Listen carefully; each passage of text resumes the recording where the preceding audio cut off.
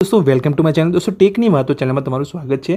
दोस्तों आ विडियो में आपणे बात करीशुं कि जो तमे ज्ञान सहायकनी अंदर उच्चतर माध्यमिक में तमे फॉर्म भर्युं हतुं पण तमे प्रथम तबक्कानी अंदर शाळा पसंदगी ओછી थवाने कारणे तमारुं मेरिट लिस्ट में नाम नहोतुं आव्युं।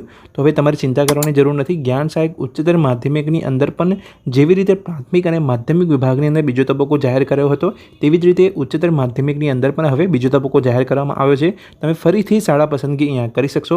केवी रीते शाळा पसंदगी करवानी छे उच्चतर माध्यमिकना आ बीजा तबक्कानी अंदर ए विषे हूँ संपूर्ण माहिती तमने आ विडियो में आपीश। એટલે કોઈ સરકારી ભરતીને લગતી દરેક અપડેટ મેળવવા માંગતા હોય તો ચેનલને સબસ્ક્રાઇબ કરી લેજો। ચલો શરૂ કરીએ। તો દોસ્તો અહીંયા વાત કરીએ કે જેવી રીતે પ્રાથમિક અને માધ્યમિક વિભાગની અંદર બીજો તબક્કો જાહેર કર્યો હતો તેવી જ રીતે હવે ઉચ્ચતર માધ્યમિકની અંદર જ્ઞાન સહાયકમાં બીજો તબક્કો જાહેર કર્યો છે। તો એ જ તમે જો ચેક કરવા માંગતા હોય તો તમારે જ્ઞાન સહાયકની વેબસાઇટ પર આવવાનું હશે। જ્ઞાન સહાયકની વેબસાઇટ તમે જોઈ શકો છો જ્ઞાન સહાયક ssgujarat.org તમારે ગૂગલમાં સર્ચ કરવાનું છે। આ પ્રકારની એક વેબસાઇટ તમને જોવા મળશે અને વેબસાઇટની શરૂઆતમાં તમે અહીંયા નોટિફિકેશન જોશો कि उच्चतर माध्यमिकनी अंदर पण हवे फरीथी तमे शाळा पसंदगी करी शकशो। तेने नोटिफिकेशन तमे जोई शको छो अहींया कि उच्चतर माध्यमिकने बीजा तबक्का माटे शाळा पसंदगी 6/2/2024 थी शरू करेल छे जे 9/2/2024 रातना 12 कलाक सुधी तमे करी शकशो। तो हवे शाळा पसंदगी अहींया तमे करी शकशो फरीथी। जो तमे प्रथम तबक्कानी अंदर उच्चतर माध्यमिक में शाळा पसंदगी तमे ओછી करी हती तो तमारुं मेरिट सारूं होवा छतां पण तमारुं अहींया फाइनल मेरिट लिस्टनी अंदर उच्चतर माध्यमिक में नाम नहोतुं आव्युं।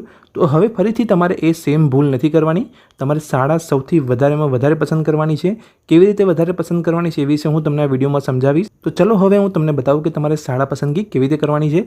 तो दोस्तों अहींया लिंक आपेली छे त्यां पण तमे क्लिक करीने તમે ઉચ્ચતર માધ્યમિકના બીજા તબક્કાની અંદર શાળા પસંદગી કરી શકો છો। એવી જ રીતે અહીંયા નીચે પણ તમે જશો તો અહીંયા લોગિન કેન્ડિડેટ લોગિનની અંદર પણ તમે જોશો તો નીચે તમે અહીંયા જોશો તો જ્ઞાન સહાયક ઉચ્ચતર માધ્યમિકમાં બીજા તબક્કા માટે શાળા પસંદગી માટે તમારે અહીંથી લોગિન કરવાનું છે। તો લોગિન કરવા માટે આપણે અહીંયા સૌપ્રથમ ક્લિક કરીશું। જેવું તમે ક્લિક કરશો એટલે તમારું જે કેન્ડિડેટ લોગિન હશે એ તમને પૂછવામાં આવશે। તમારો ટેટનો સીટ નંબર, તમારી date of birth, TET higher सेकंडरीनो तमारो जे पण वर्ष हशे अने पासवर्ड अने कैप्चा तमारे अहींया एंटर करवानो छे। हवे दोस्तों अमुक उमेदवारो अहींया लॉगिन करता पहला अहींया पासवर्ड भूली जता होय छे तो ए माटे तमारे अहींया फॉरगेट पासवर्डनो ऑप्शन पर क्लिक करवानुं छे अने फरीथी तमारो जे टेट एक्जामनो जे अहींया जे सीट नंबर होय एना द्वारा तमारे फरीथी अहींया पासवर्ड जनरेट करी लेवानो छे। तो हवे अहींया आपणे अहींया लॉगिन करीशुं। जेवुं तमे अहींया लॉगिन करशो एटले तमारुं जे डैशबोर्ड हशे तमे जे फॉर्म भर्युं हतुं शरूआतनी अंदर तेनो जे तमारुं डैशबोर्ड तमने जोवा मळ्युं हशे तो डैशबोर्ड अहींया जोवा मळशे जेनी अंदर तमारे टेटनो सीट नंबर, तमे एक्जाम कया वर्षे पास करी हती टेटनी, तमारुं नाम अने बधी डिटेल्स तमने जोवा मळशे अने अहींया तमने स्कूल सिलेक्शननो एक ऑप्शन पण जोवा मळशे। तो स्कूल सिलेक्शनना ऑप्शन पर तमारे क्लिक करवानुं छे। जेवुं तमे स्कूल सिलेक्शनना ऑप्शन पर क्लिक करशो एटले हवे તમારે સ્કૂલ સિલેક્ટ કરવા માટે તમારો જિલ્લો પસંદ કરવાનો છે। હવે અમુક ઉમેદવારોના મનમાં સવાલ હોય છે કે શું આપણા જ જિલ્લાની સ્કૂલો પસંદ કરી શકાય? તો એવું કંઈ હોતું નથી। તમે અલગ અલગ જિલ્લાઓ પસંદ કરીને અલગ અલગ જિલ્લા વાઇઝ તમે સ્કૂલ પસંદ કરી શકો છો। જેટલી પણ સ્કૂલ તમે પસંદ કરવા માગતા હોય એટલી તમે અહીંયા કરી શકો છો। એ સ્કૂલ સિલેક્ટ કરી લીધા બાદ તમારે જે પણ સ્કૂલને વધારે અગ્રતા ક્રમ આપવો હોય એટલે કે પ્રાયોરિટી બેઝ તમારે જે સ્કૂલને આપવી હોય એ સ્કૂલને તમારે ઉપર રાખવાની છે। પ્રાયોરિટી બેઝ એટલે અમુક ઉમેદવારો ઈચ્છતા હોય છે કે આ સ્કૂલમાં મારો નંબર જો આવે તો વધારે સારું તો એ સ્કૂલને તમારે ઉપરના ક્રમમાં ગોઠવવાની છે અને બીજે જે તમે સ્કૂલ રાખો છો એ બધી નીચે તમારે ગોઠવવાની છે। હવે સ્કૂલ પસંદગી કરતી વખતે જે મહત્ત્વની બાબત છે એ વિશે તમને વાત કરું તો સ્કૂલનું જે પણ અહીંયા લિસ્ટ હોય એ તમારે ચેક કરવાનું છે। કઈ રીતે ચેક કરવાનું છે એ માટે તમારે વેબસાઇટના હોમ પેજ પર આવવાનું છે અને તમારે જોવાનું છે કે તમારા માધ્યમની અંદર કઈ સ્કૂલમાં કેટલી ખાલી જગ્યા છે। તો એ માટે તમારે અહીંયા જોવાનું છે કે જ્ઞાન સહાયક વિષયવાર માધ્યમમાં જે ખાલી જગ્યાની જે વિગતો છે તે અહીંયા તમે વિષયવાર જોઈ શકો છો। તમે અંગ્રેજી માધ્યમમાં, ગુજરાતી માધ્યમમાં કે હિન્દી માધ્યમમાં તો અહીંયા તમે જેવું ક્લિક કરશો એટલે તમારે જે સ્કૂલનું લિસ્ટ હશે તમારું માધ્યમવાર જિલ્લા વાઇઝ જે પણ સ્કૂલની અંદર જેટલી પણ ખાલી જગ્યાઓ હશે એ તમને બતાવશે। તો જે સ્કૂલની અંદર તમારે સૌથી વધારે ખાલી જગ્યાઓ રહેલી હોય એ સ્કૂલ તમારે પસંદ કરવાની રહેશે જેથી તમારો મેરિટની અંદર નંબર આવવાના ચાન્સીસ વધી જશે। કેવી રીતે આ પીડીએફ તમારે અહીંયા જોવાની છે જેવી તમે અહીંયા ડાઉનલોડ કરશો એટલે तो दोस्तों तमारे आ पीडीएफ तमारे केवी रीते चेक करवानी है तो पीडीएफ तमारे चेक करवानी है अहींया डिस्ट्रिक्ट वाइज तमे जे पण डिस्ट्रिक्टनी अंदर जोड़ावा मांगता होय तमारे जे पण स्कूलमां जग्या अहींया वधारे होय टोटल वेकेन्सी वधारे होय तमे जोई शको छो 2 છે 3 છે अहींया अमुकमां 3 છે 2 છે तो जेनी अंदर जेटली वेकेन्सी वधारे हशे तो जेटला लोको ए स्कूलने पसंद करशे एना चांसीस वधी जशे केम के अहींया खाली जग्याओ वधारे छे। તો જે વિષય માટે અહીંયા તમે જોઈ શકો છો, જે પણ વિષય માટે અહીંયા ગુજરાતી વિષય માટે છે, અહીંયા જિયોગ્રાફી વિષય માટે છે. હવે તમારો વિષય કયો છે અને તમે બીજી સ્કૂલ પસંદ કરશો જેની અંદર એ વિષયને લગતી કોઈ જગ્યા જ નથી, તો તમારો નંબર અહીંયા લાગવાના ચાન્સીસ બહુ ઓછા થઈ જાય છે.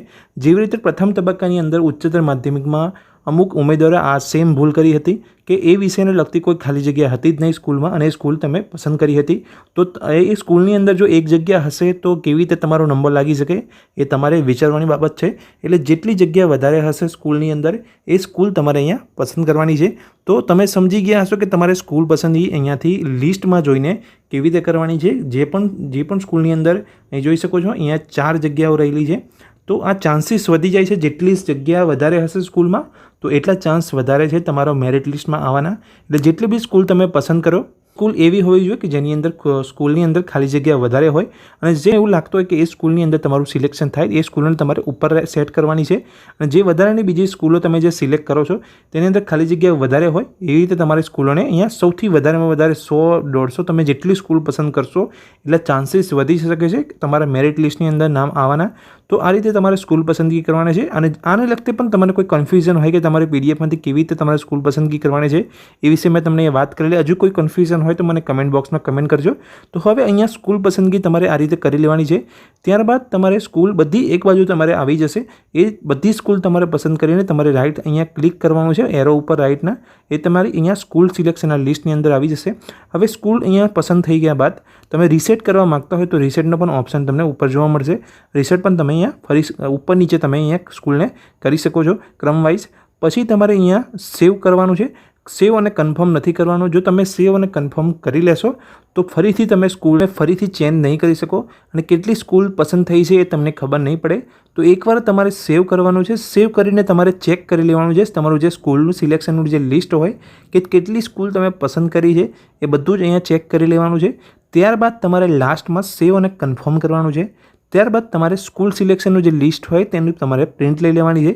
તો સ્કૂલ સિલેક્શન તમારે ઉચ્ચતર માધ્યમિકમાં બીજા તબક્કાની અંદર કેવી રીતે કરવાનું છે એ વિશે મેં તમને વાત કરી. હજુ કોઈ તમારા મનમાં કોઈ કન્ફ્યુઝન હોય તો મને કમેન્ટ બોક્સમાં કમેન્ટ કરજો. પણ ફરીથી જેવું પ્રથમ તબક્કાની અંદર તમે ભૂલ કરી હતી એ ફરીથી બીજા તબક્કાની અંદર ભૂલ ના કરતા, જેથી તમારું સિલેક્શન ઇઝીલી થઈ જાય. તો અને તમારું મેરિટ તમારું સારું હશે ટેટની અંદર તો તમારું મેરિટ લિસ્ટની અંદર ચોક્કસથી નામ આવશે જો તમે યોગ્ય સ્કૂલ પસંદ કરશો અને વધારે સ્કૂલ પસંદ કરશો તો.